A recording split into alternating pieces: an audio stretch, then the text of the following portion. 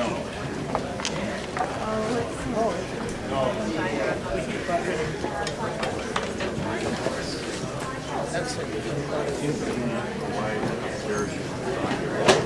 finance too.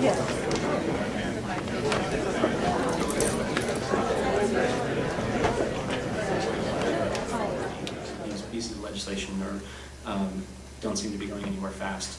They're in various states of disrepair and lack of attention. Wyoming is the latest state as of June to require disclosure of all chemicals injected underground in hydraulic fracturing. Colorado was the first and required a partial disclosure, and there's several degrees from other states after that. Wyoming's taken the first step of requiring absolute and complete disclosure. And to that point, I should say that there has been, as we heard earlier, great progress on this issue over the last 2 years. And there's a lot more information that we know now than in the past, but the vast majority of the list that we do have from industry organizations and the states that are releasing data about those chemicals so far are not complete. Wyoming's laws were the first that would require absolutely complete data collection. So what does this mean in terms of water and the water energy nexus? Drilling in general, and certainly hydraulic fracturing with high volumes required for horizontal drilling, use and dispose of massive quantities of water. In New York, the industry points out that the water use is small compared to agriculture and other industries. That may be the case, but the drilling is relatively new and it is growing. And while it may not be the only water issue, it's certainly large enough to raise eyebrows and to warrant this discussion. Water scarcity is a term, especially in the east coast of North America, that we haven't given a lot of thought to yet, but that I believe will increasingly become an issue. Droughts have been extensive in places, populations are growing, and in some areas of Pennsylvania, entire streams have run dry. We can already see the horse trading that's taking place politically around water resources for drilling. We see it in the growing controversies around interbasin transfers in New York and Pennsylvania, and perhaps we'll see it in the way that it affects U.S.-Canada relations, especially as we draw from resources along the border and in the Great Lakes. So there's two main issues here. One is finding enough water to use, and the other is how to dispose of it. North Texas is as illustrative of the disconnect as anywhere around the decision to trade energy for water, or water for fuel, excuse me. In Texas, the state is suing Oklahoma to sell it more water because it believes that its own aquifers are running out. Oklahoma's withholding some of the water resources, and Texas thinks that they're entitled contractually to more of it. But at the exact same time, Texas is using billions of gallons of fresh water for fracturing operations, then injecting that waste into underground aquifers and disposal wells. In the best possible case, they're wasting that water. In the worst possible case, they're contaminating the limited aquifer resources that the state of Texas has left. In the U.S., those aquifers are one general concern.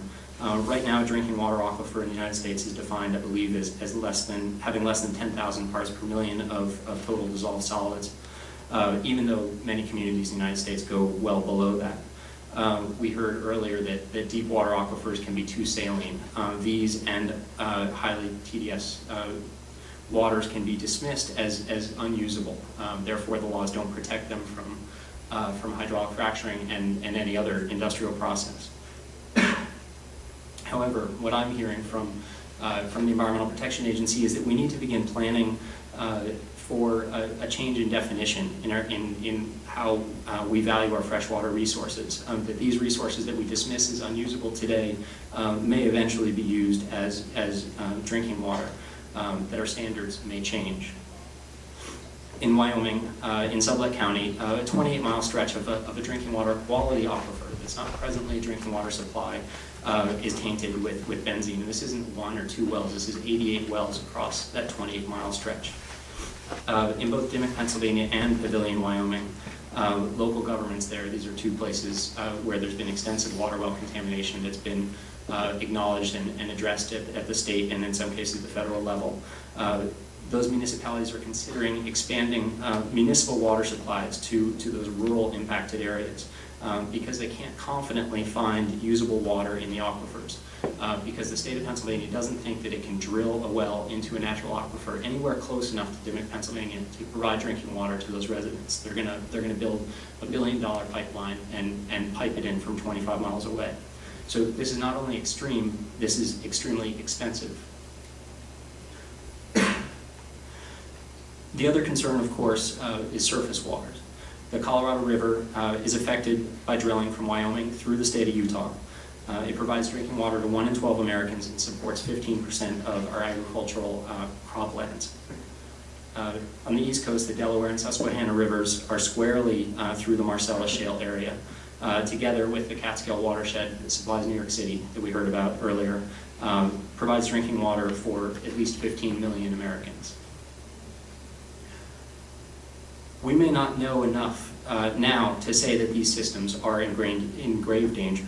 But we should know enough about the risks now to say that we need to study them and take proactive preventative steps to protect them, which I might add in many cases is what has started to happen. So where does this leave us, and how can landowners become best prepared to make smart decisions about how they want their energy developed going forward? The greatest opportunity that I see lies in pushing the use of best practices by industry. There are a number of known solutions out there that can immediately address many of the most serious pollution concerns discussed today and in Ben's paper. In the North Sea and the Gulf of Mexico, regulations require drilling fluids to be non-toxic enough to dump overboard without killing microorganisms. It's expensive, but if they can do it there, they can make it work onshore too. Some frac fluids are being replaced with mineral oils, are replacing mineral oils with soy-based oils. Some are using citric acids. Others are exploring the use of natural compounds. Technology is being developed for water-based fracs and natural gas-based frac jobs. These processes may not be advanced enough or economically worthwhile to gas companies yet, but there's innovation in these areas and there is potential. And the third that you heard a little bit about is, of course, recycling, which in the last 18 months has made great strides, especially in Pennsylvania, and presumably it will in New York when the drilling opens there. From an emissions standpoint, gas burns clean, but it emits tons of emissions in production, 18% of the world's methane, plus volatile organics and ozone pollutants. Forget Howarth and Cornell University. Look to the EPA, to the World Bank, to the WMF as sources on this issue. The pipes, the wells, and the facilities all quietly leak. About 2% of production a year, plus additional emissions from the fracturing process itself. The EPA has its Gas Star program, which urges companies to capture that gas, a program that can pay for itself within 2 years. It can save hundreds of millions of dollars in profits for the companies that employ them, and it can reduce the emissions that result from those untended wells. But it's not required. It's one of many voluntary measures. In Wyoming, Questar and Shale both built a network of pipes they call a liquid gathering system. Replaces a lot of the fluid delivery systems to the wells in the field, and it reduces truck traffic in that particular area by 62,000 trips, and all the chances of spills and accidents and wear and tear that they bring. This might sound small, not the 62,000 number, but only trucks. But the trucks emit pollution, they ruin roads, they cause accidents, they make noise, and with this simple step, they're gone. Encana converted its drilling rigs in Sublette County, Wyoming, to natural gas and cut, as a result of that process, volatile emissions by 85% in the Sublette County area in Wyoming. Another small step, but it shows the potential.